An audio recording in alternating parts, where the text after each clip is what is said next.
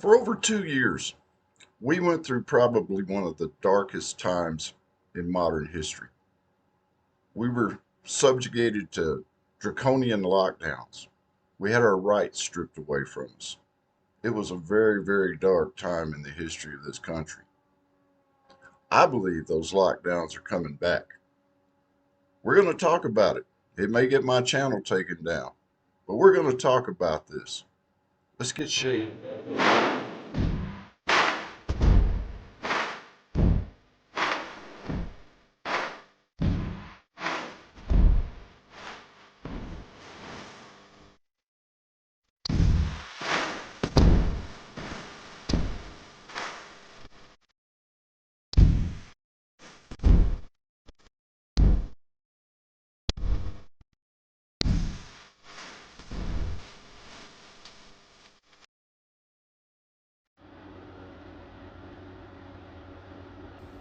There's a storm coming. Y'all need to get ready. Hey everybody, welcome back to the zone. You got Jim here. Glad that you're here. Yeah, if you just kind of meandered in, stumbled on the channel by some chance or another, please feel free. Go up there, click on that subscribe button, maybe move over a little bit, hit that little bell so you can get notifications when we get new videos coming out. Go down to the basement, leave a comment down there, give me a thumbs up or a thumbs down.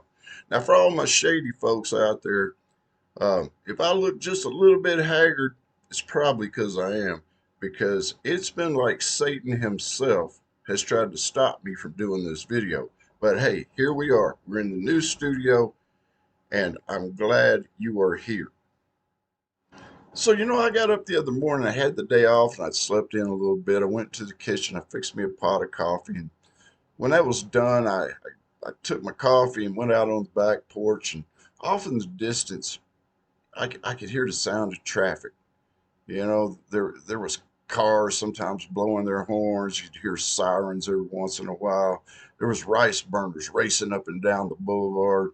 You know, a couple of doors down from me, there was a group of neighborhood kids, and they were all playing on the trampoline, screaming and yelling. Sometimes they were even crying.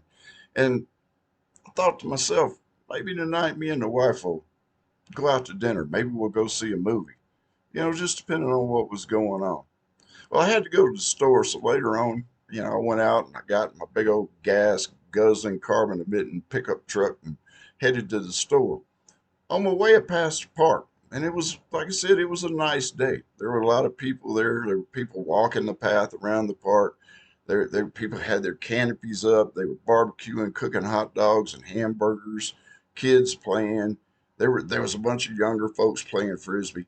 A lot of them had blue or green hair, but that's okay. And then there were people walking their dogs, just out enjoying the day.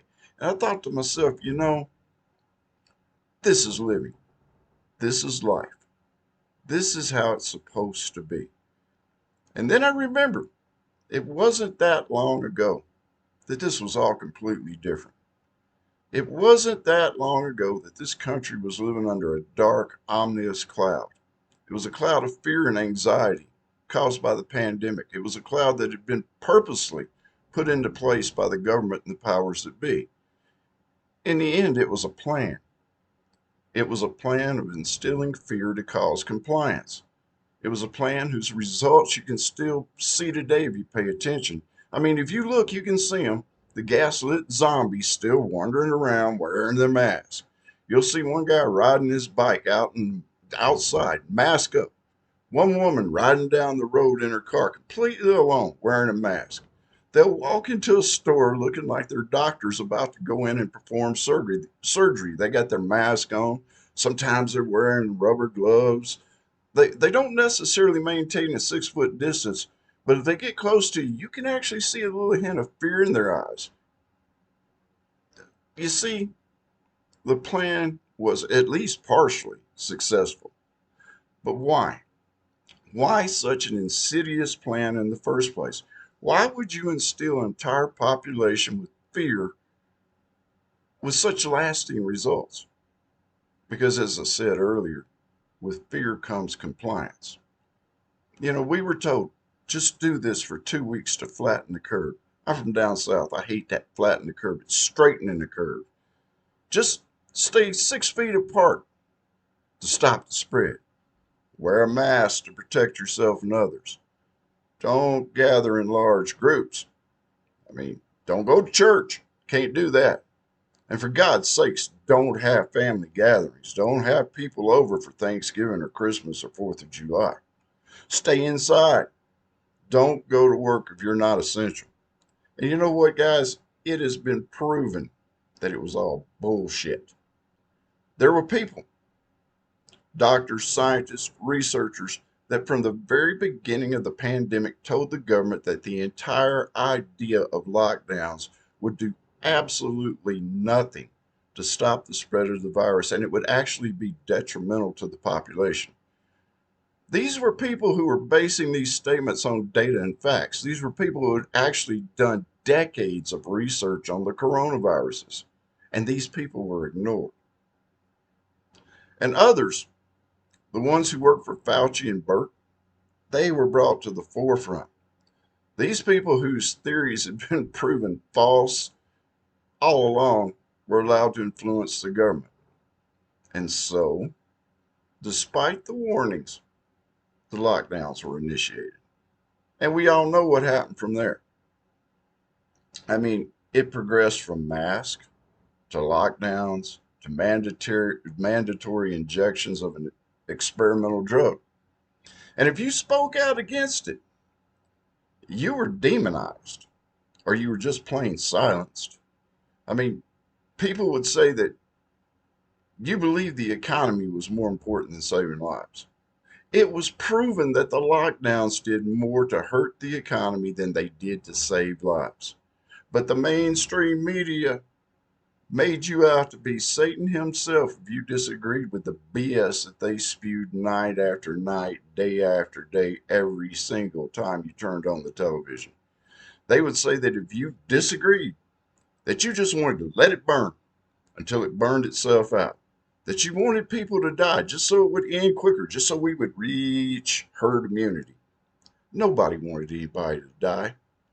And while the media, the cult of Fauci, preached to you and told you how cruel and immoral you were, our most valuable citizens, our elderly, the people that scientists relying on facts had said we needed to guard the most, died by the thousands, alone and afraid, unable to see their families, unable to have at least the comfort of the ones they loved around them in their final hours in this world.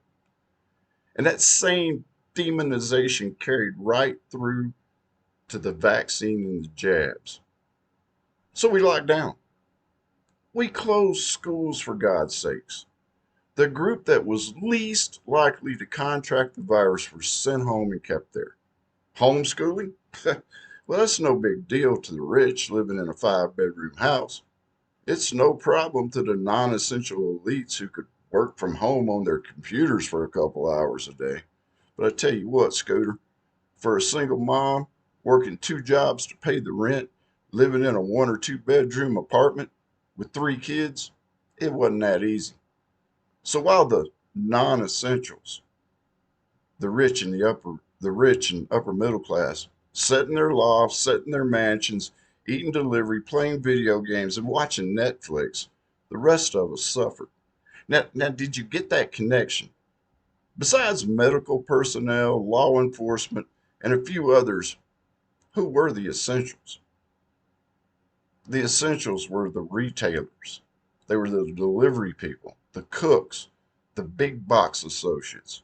The essentials were the people who served other people. And what happened when we locked down?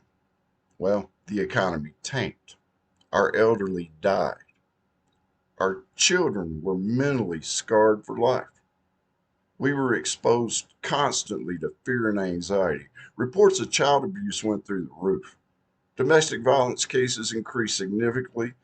All of that fear and violence finally spilled out onto the streets. I mean, look at the riots and the protests of the summer of 2020, all the burning and looting.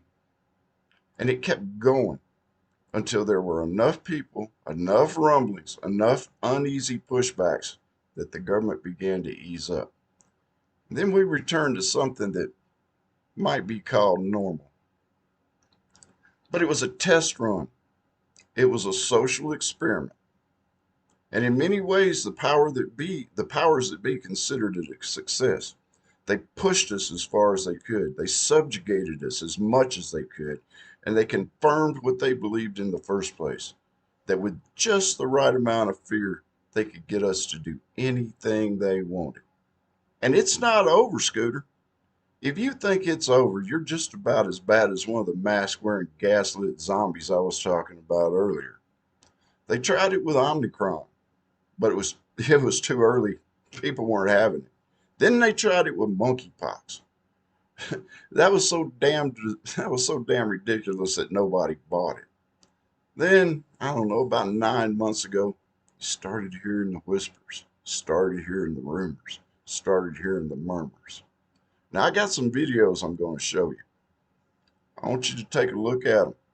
We'll talk about them as we go. Well, there is a new coronavirus variant that is causing more new COVID cases across the country than any other variant, according to the CDC. Yeah, in today's Health Minute, Mandy Gather has more on EG5 and what you can expect from it. It's being called a variant of interest by the World Health Organization. EG5 is another Omicron offshoot and behind about 17% of new COVID-19 cases in the U.S. So for now, it seems that it may have increased transmissibility, but it does not seem to be posing more of a threat to public health than other variants. So far, EG5 has been detected in 51 countries, its global presence doubling over the last month, with China having the largest portion, about a third of reported cases, followed by the US, South Korea, Japan, Canada, Australia, Singapore, and the UK at 2%. EG5 was upgraded from a variant under monitoring because global health officials believe it should be tracked and further studied, says Dr. Audie Shaw with Mayo Clinic. So that we can keep an eye on the data and make further determination as to if this is more risky or leading to more hospitalization. Right now, the U.S. is seeing a rise in COVID-19 cases, emergency room visits, and hospitalizations, but it's unclear if this specific strain is driving those increases. Health experts believe the record heat driving people indoors and summer travel may be helping to drive the uptick. An updated COVID booster is expected by fall. It's because the booster is targeted against XBB, and which is the strain of the Omicron family that EG5 is related to or comes from. So potentially it should protect against EG5 as well. For Health Minute, I'm Mandy Gaither.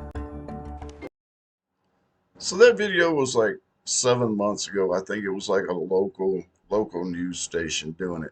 But there's a common theme in that video and the one I'm going to play here in just a minute. Watch the doctor. Listen to what the doctor's saying. They'll say one thing and then they'll contradict themselves. They won't contradict themselves, but they'll say something and then they'll say something that kind of don't quite fit in with it. And especially in this video coming up, pay attention to the little background pictures. It's all subliminal, okay?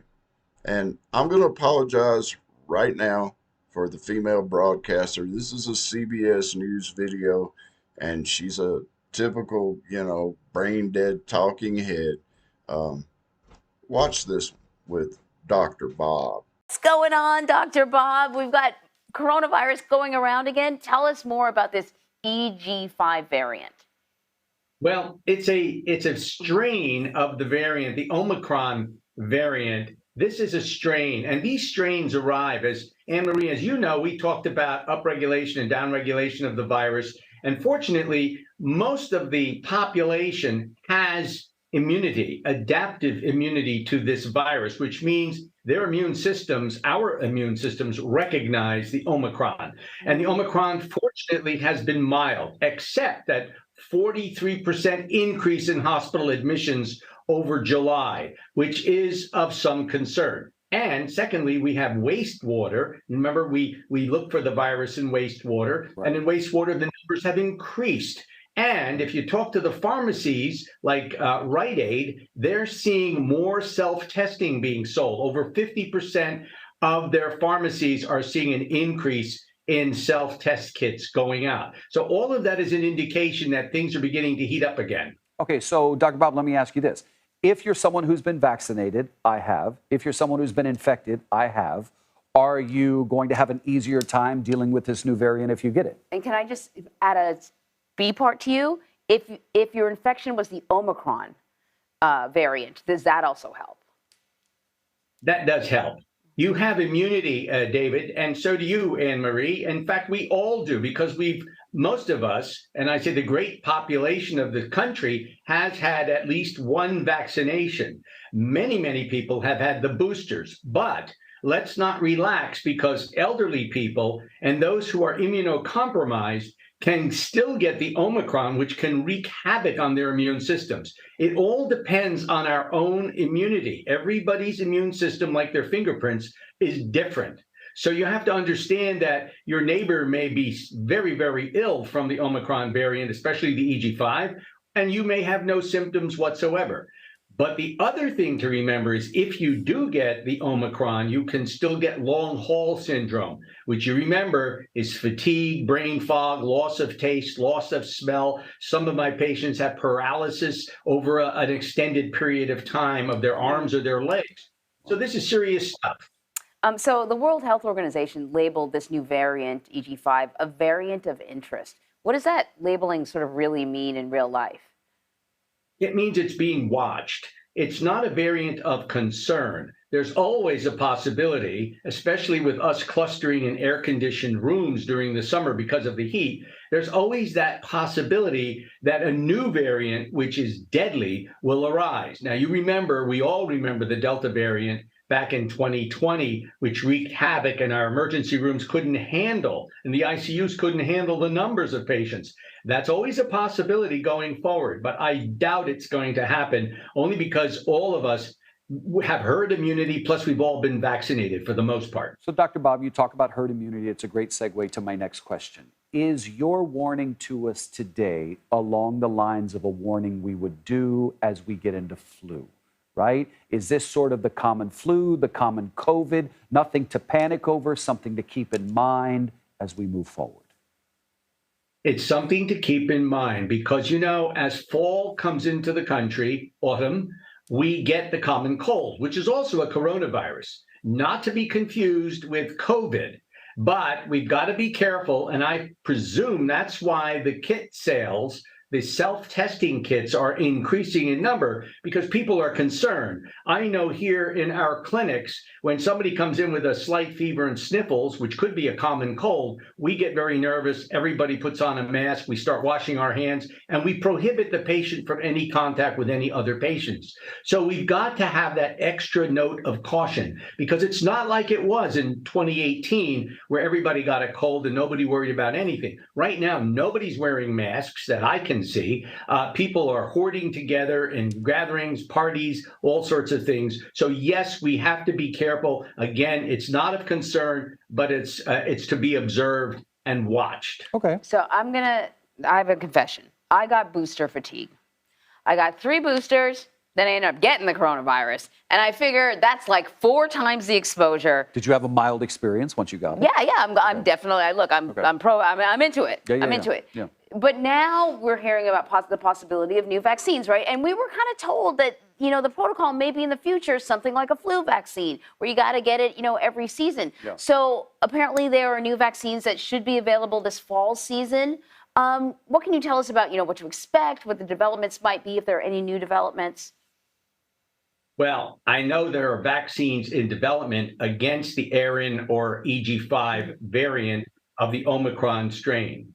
And that is going to come forward, and all of the nursing home people, all of the professionals that work in hospitals, police officers, EMS people, we will all be vaccinated with a booster that includes the EG5 variant. Now, that's just a precautionary thing, because the likelihood of it causing or wreaking havoc as it did back in, again, 2020, 2019 is not likely. However, it is better to be prepared than to be sorry, because you know how fast this infection went through the population back in those days. Yeah.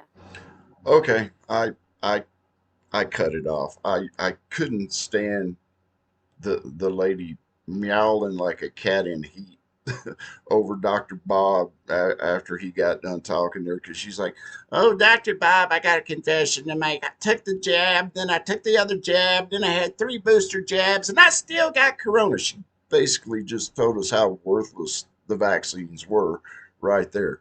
But if you listen to Dr. Bob will say, "Oh, well, it's not that bad, but you better be careful. You better watch out." Well, we've gotten compliant. As far as I can see, every time I look around, nobody's wearing masks, and it's subliminal. Like I said, folks, look at the background pictures. Look at the way that they play this. They've got background pictures. Everybody's all masked up and everything. It's kind of putting it in the back of these people that are already scared to death. Oh well, we better keep wearing our mask, or Anyway, the last one. This one is from WION. I think they're out of India. Uh, these people don't hold nothing back, folks.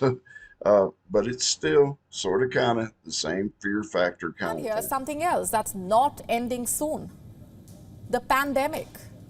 Thanks to the multiple new variants of COVID 19. Reports say a new COVID 19 variant is spreading quickly in the UK. It goes by the name of Eris. How fast is this variant spreading and how lethal is it? Our next report explores. A new COVID variant is on the prowl. It goes by the name of Eris or EG 5.1 and accounts for 1 in 10 COVID cases in the UK. When was this variant discovered? How fast is it spreading? And how lethal is it? Let's find out. To start with, when was this variant discovered? Well, Eris was initially identified as a COVID variant only on 31st July. It was discovered to be a subvariant of the Omicron strain. UK's Health Security Agency said it was spreading at a rapid pace. How rapid?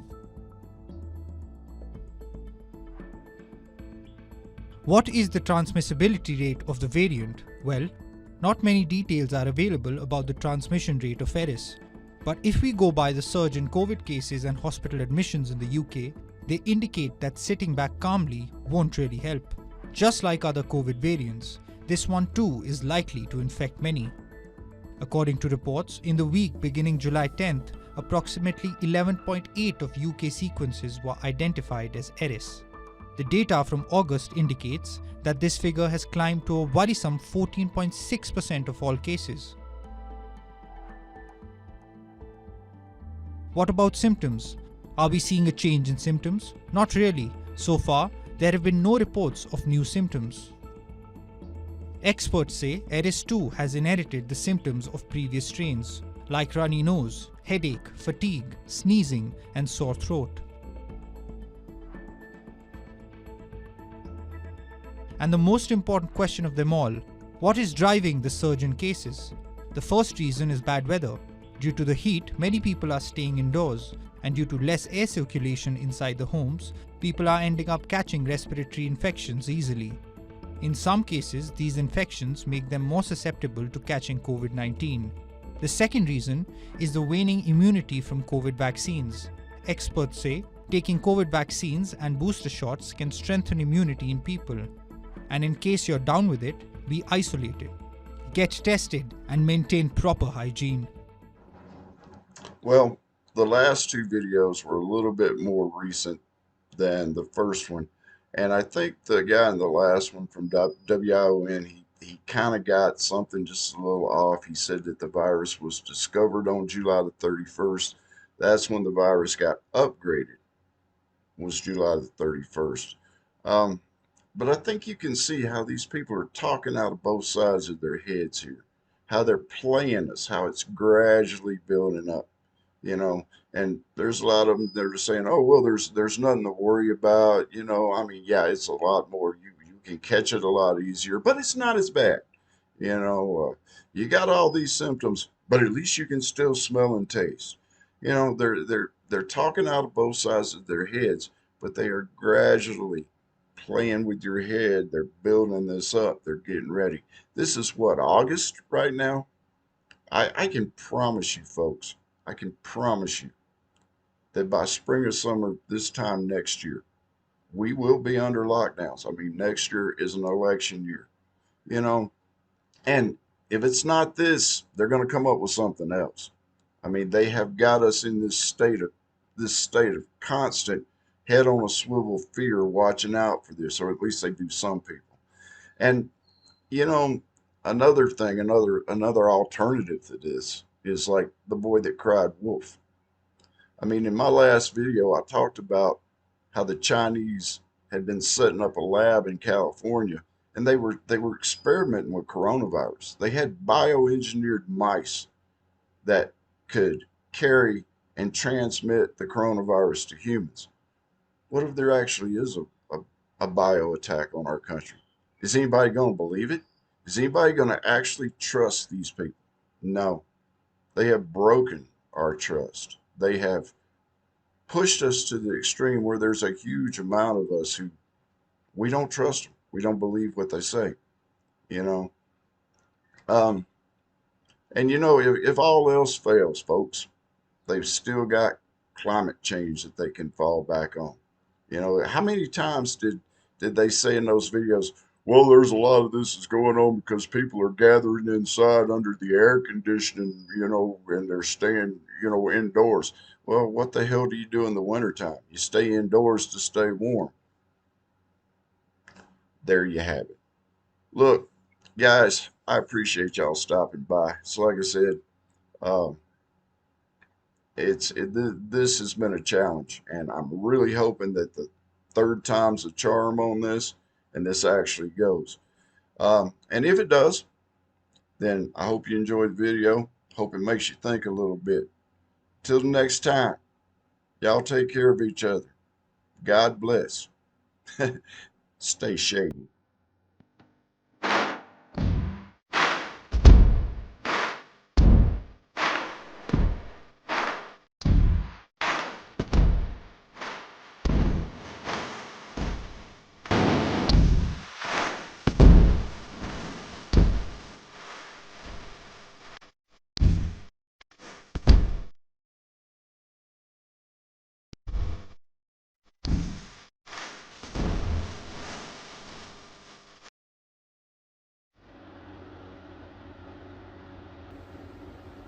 There's a storm coming.